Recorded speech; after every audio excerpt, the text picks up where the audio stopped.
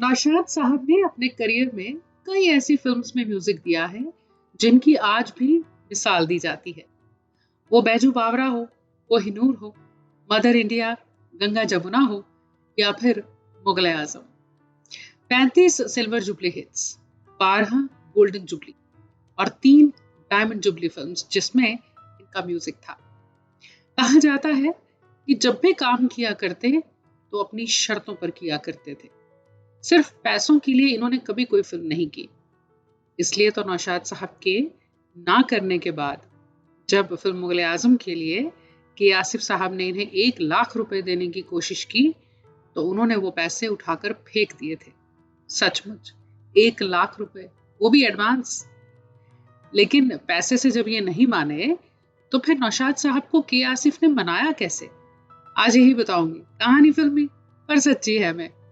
हम ये तो जानते हैं कि के आसिफ को मुगले आजम बनाने में कई साल लग गए, न सिर्फ बनाने में बल्कि शुरू करने में भी। लेकिन इसके बनने का सपना तो कब से अंदर सच होने की कोशिश में लगा था।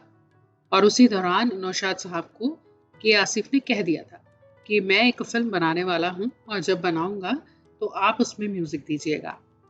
अब ये बात तो आम सी है, चलिए ठीक है, होता है।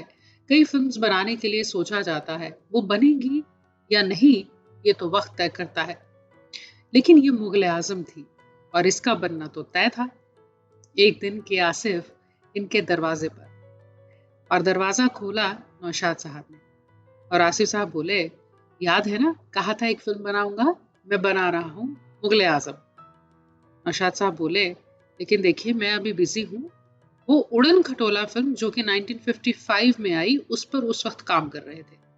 बोले अभी तो नहीं हो पाएगा। के आसिफ साहब ने अपनी जेब से 1 लाख रुपए निकाले और इनके हारमोनियम पर रख दिए। बोले ये एडवांस है। अब नौशाद साहब बोले, आप इस तरह मुझसे जबरदस्ती नहीं कर सकते, पैसे से हर चीज खरीदी नहीं जा सकती है आसिफ साहब। बात बढ़ गई कि आसिफ मान नहीं रहे थे और नौशाद साहब को इतना गुस्सा आया कि उन्होंने पैसे हारमोनियम से उठाकर फेंक दिए। सारे कमरे में 100 के नोट और एक चुप्पी भी फैल गई। अब घर का एक जो हेल्पर है वो चाय लेकर आया तो नजारा देखकर दंग रह गया। चाय रखी और जल्दी से नौशाद साहब की वाइफ के पास गया वो हेल्पर। उन्हें बुलाकर लेके आया, जरा देखिए तो ये सब क्या है। वो आई और हैरानी से पूछा कि आसिफ बोले कि आप अपने शौहर से पूछिए, मेरी फिल्म के लिए हाँ ही नहीं कर रहे। मैं तब तक यहाँ से नहीं जाऊंगा जब तक ये हाँ नहीं करेंगे। अब नौशाद साहब ने ये जो जुनून की हद देखी कि आसिफ में, तो कहा मैं फिल्म करूंगा, पर आप ये जो पैसे लेकर आए हैं ये वापस ले जाइए। अब इसके बाद मुगले आजम का म्यूजिक क्या और कैसा था ये हम सब के सामने है। इसकी रिलीज को 63 साल हो चुके हैं, लेकिन ऐसे गीत फिर न बन पाए।